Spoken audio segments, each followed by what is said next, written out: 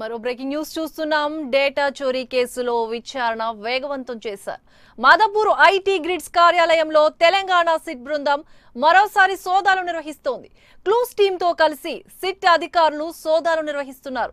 SIT అధికారులు శ్వేతారెడ్డి, రోహిణి ప్రియదర్శిని ఆధ్వర్యంలో తనిఖీలు చేపడుతున్నారు. SIT chief officer Stephen Ravindra IT grids కార్యాలయానికి చేరుకుని విచారిస్తున్నారు.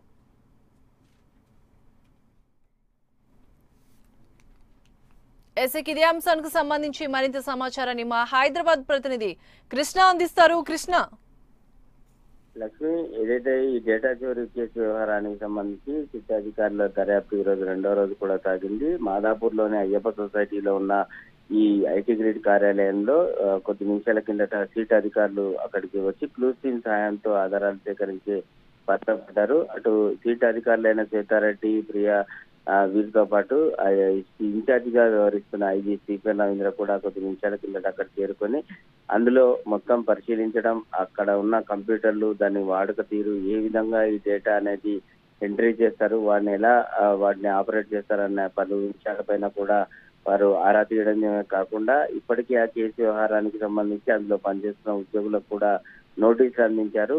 దీంతో పాటుగా డీజీపీ కార్యాలయంలో కొంత దర్యాప్తు అనేది ఇబ్బందిగా మారుతున్న నేపథ్యంలో నిన్న రాత్రి ఈ సిట్ కార్యాలయాన్ని డీజీపీ ఆఫీస్ నుంచి గోషామహల్ స్టేడియంలో ఉన్న సిటీ సెక్యూరిటీ వింగ్ కి మార్చడం కూడా జరిగింది. అంతేకాకుండా అశోక్ ని పట్టుకోవాలన్న వ్యవహారం పైన పోలీసులు ఇప్పటికే ఏదైతే నోటీస్ ఇచ్చారో దాని గడువు పూర్తయిన నేపథ్యంలో ఈ రోజు కోర్టుకి దృష్టికి తీసుకువెళ్లి అతనిపైన 4 బెయిలబుల్ వారెంట్స్ చేయాలని చెప్పి ఆలోచనలో కూడా ఉన్నారు. మరో పక్కన ఎస్ఆర్ నగర్, హైదరాబాద్ కమిషనరేట్ పరిధిలోకి వచ్చే ఎస్ఆర్ నగర్ లో కూడా ఎవరైతే ఈ ఎస్ఆర్ నగర్ కేసు లో ఈ డేటా కేసు థెఫ్ట్ వ్యవహారానికి సంబంధించి కేసు నమోదైందో వాటి వివరాలను కూడా ఈ రోజు మొత్తం సిట్ అధికారులకు అందించడం జరిగింది.